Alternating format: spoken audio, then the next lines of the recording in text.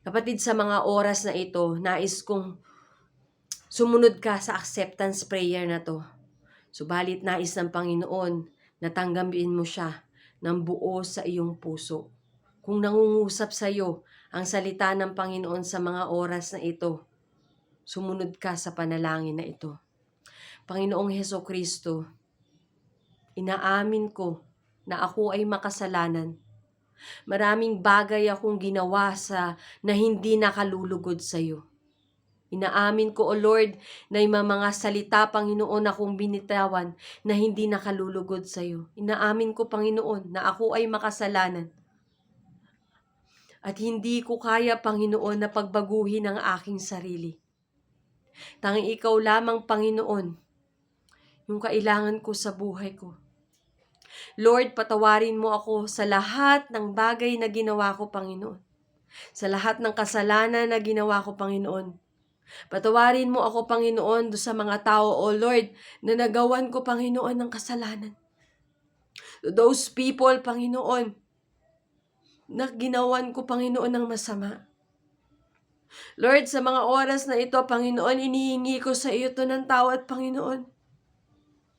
I can see, Panginoon, na naging masama akong tao, Panginoon.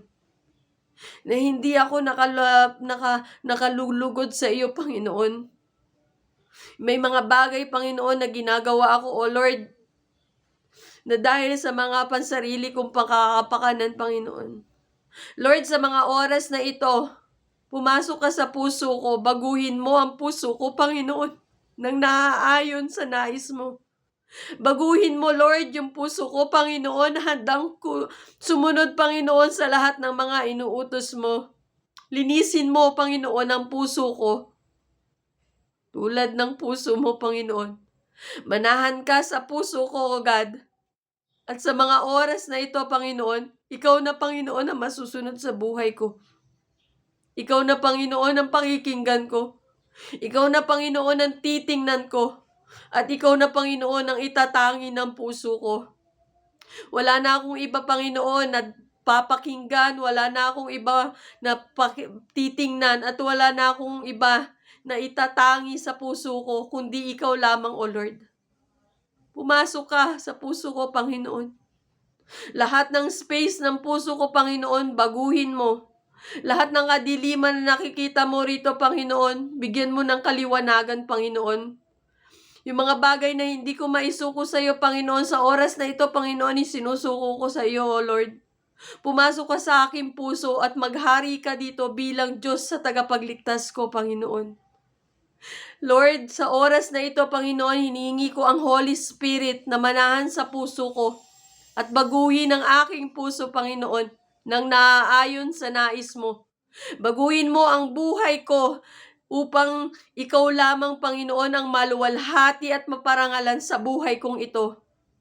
Lord, isulat mo sa aklat ng buhay ang aking pangalan, Panginoon, upang makamtan ko ang buhay na walang hanggan, Panginoon, na iyong ibinibigay, Panginoon, sa iyong mga anak na sumusuko sa iyo at naniniwala na tanging ikaw lamang ang Diyos na tagapagligtas. Salamat, Panginoon. At kine-claim ko, Panginoon, sa mga oras na ito that you're going to fill me with the Holy Spirit na kailangan ko upang sa gayon ay mamuhay ako ng tama at naaayon sa iyong kalooban, O God. Change me into someone, Panginoon, na nais mo, O Lord. Salamat, Panginoon. Thank you for bringing this message to me, O God. In the mighty name of Jesus, I pray. Amen, amen. Hallelujah. Thank you, Lord. Thank you, Jesus. At sa mga sumunod po sa panalangin na ito, sa oras na ito, ng buong puso mo, at tinanggap mo talaga si Jesus Christ diyan sa puso mo. Congratulations! Isinulat na ng Panginoon ang iyong pangalan sa aklat ng buhay. At sa mga susunod na araw, nais ng Panginoon na makadaupang palad ka niya.